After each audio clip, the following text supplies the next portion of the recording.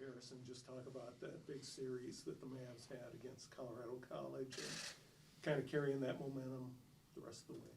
Yeah, I think that was huge. You know, how the year's gone so far, we've had some ups and downs, but I think just the way our team has continued to build, it really showcased that weekend. And obviously CC is a big rival for us, and they're a really good team too. So I think it kind of showed us as a squad that we can really beat anybody in this league. And you know, we played a great 2 games. Thought it was some of our best hockey all year, and yeah, really took it to them. So I think it's a good confidence builder for us as a group, and especially heading into a big weekend here against Miami. Looking ahead to Miami, which is struggling mightily, how do you not overlook them looking into the meat of the NCAA season? Yeah, I mean, I think the biggest thing in college is any given night, anybody can beat anyone. Like, there's no, you know, expecting a blowout at all. Every team in this league is good, and Miami's got a lot of talent on their team too. Sometimes just, you know, again, teams go through struggles and stuff, but that doesn't take away from, you know, how skilled and how talented a team can be. So we got to be focused. We got to be on our game. And, you know, we've had a good week of practice here. So just touching up on some details and stuff and getting ready for it's going to be a good battle Friday, Saturday, but we're looking forward to it. Harrison, when you're entering the ice, the attacking zone with your line, of course you got Brady there and Miles.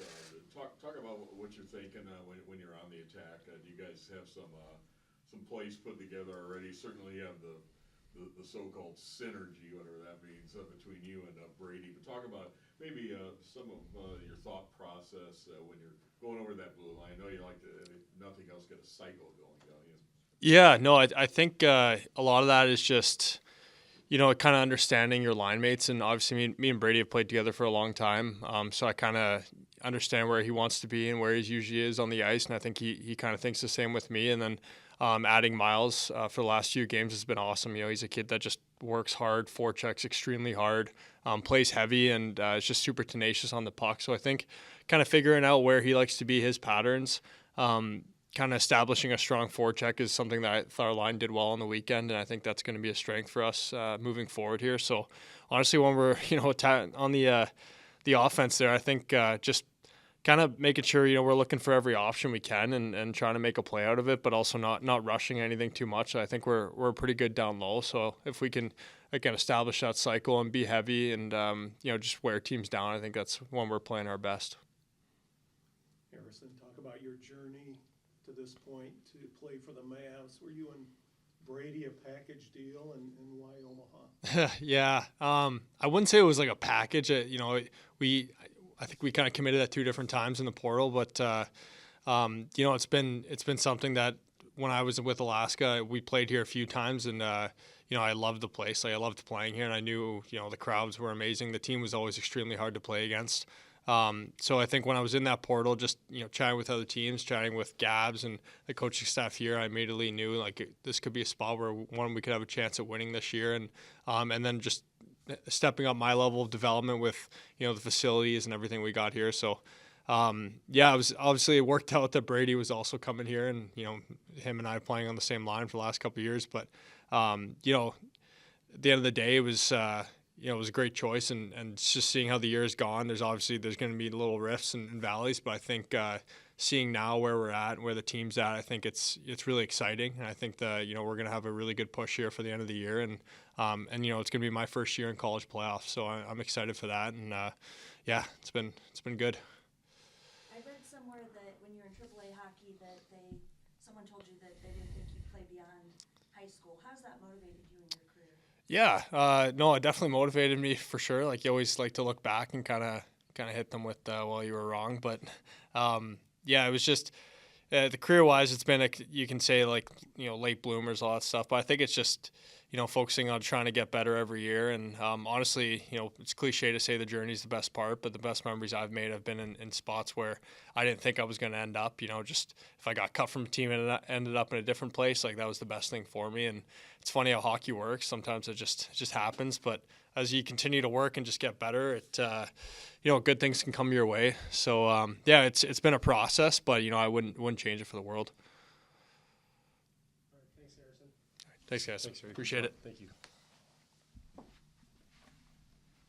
Thanks, guys. All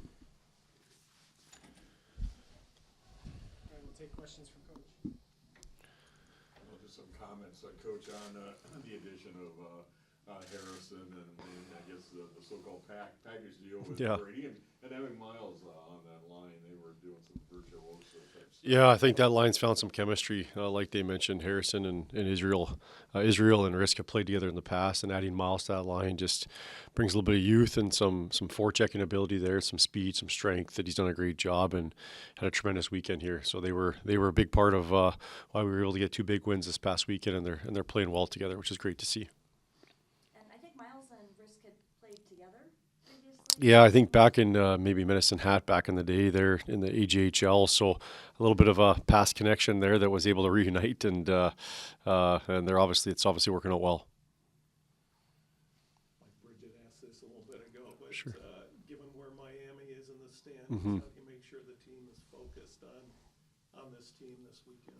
Yeah, I don't think it's too hard. I think when you're just watching the pre-scout and you see their ability, when you look at their roster, I mean they got some pretty big time players on their roster that are dangerous players. And even when you're watching the Denver game, it's 0-0 after 1 and 2-0 or 1-goal game sometimes after 2. So everybody realizes, they're just playing in the NCHC. They're playing against good teams that are hard to beat. And so we have to just treat it like a normal week and prepare properly and be ready to go. And we're going to do that. We're going to do just that. We're going to make sure we're finding ways to get better this week and keep growing and be ready to go this weekend.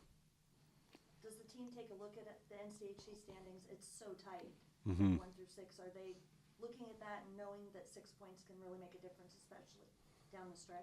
I'm not sure. You have to ask Harry, but yeah, I think everybody's aware usually of the situation, and you guys are pretty smart, and everybody kind of is aware of what's going on. But even myself, I think it's just so important just to stay, with a laser focus on trying to improve and trying to get better and preparing for the weekend. So I think most of the guys carry that same initiative just to make sure that they're focusing on trying to improve and making sure we're prepared as we can be for the opponent we're facing that weekend.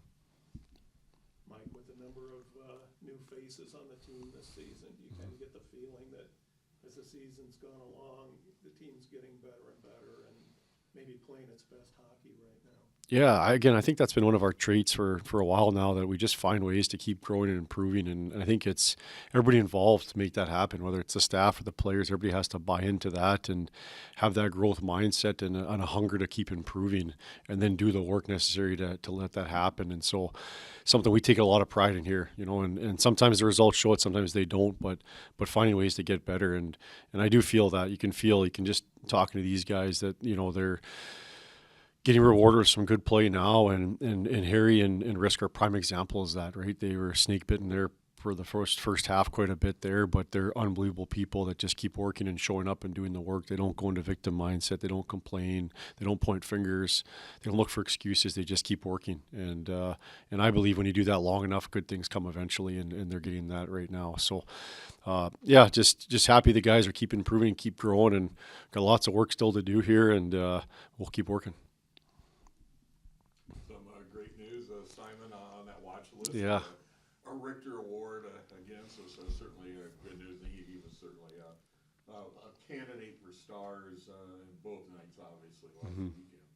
Yeah, you know what? I really thought Simon played extremely well this past weekend. I thought he was really poised in the net, made some big saves look easy. I think when goalies are doing that, they're very, very good positionally. And yeah, just was an anchor back there for both games this weekend. It was a big part of why we won. Does that make it a little tougher going into Miami, where you traditionally probably might have played both goalies to give them time? Does it kind of make that difficult when Simon has a good weekend like that? Yeah, there's no easy lineup decisions in college hockey, I'll tell you. It's just difficult because every game's so important, and everybody's good, and like you said, so yeah, just try to go game by game as much as we can. And the good news is we got 2 great options there. Kevin's really got some great experience here in the past couple of months, and Simon's playing well, so that's a good problem to have. And they're both cheering for each other too, so they know the situation. And again, their job's just to keep working too and be ready for when their number is called to play, and they're doing just that. So good problem for us to have right now. Are you getting anybody back health-wise this weekend? Unfortunately, no, and I think Mitchell won't be available here this weekend. There, he got hurt there Friday night, and so I think he'll still be out for this weekend, which is too bad because he's probably one of our hottest guys there. But again, like we talked about, we got other guys healthy now, so it's a good opportunity for other guys that've been chomping for some more minutes to get an opportunity to step in and contribute, and need other guys around to step up as well. So good opportunity for guys to get some more opportunity this weekend here. Awesome. Okay. Thanks, guys. Thank you.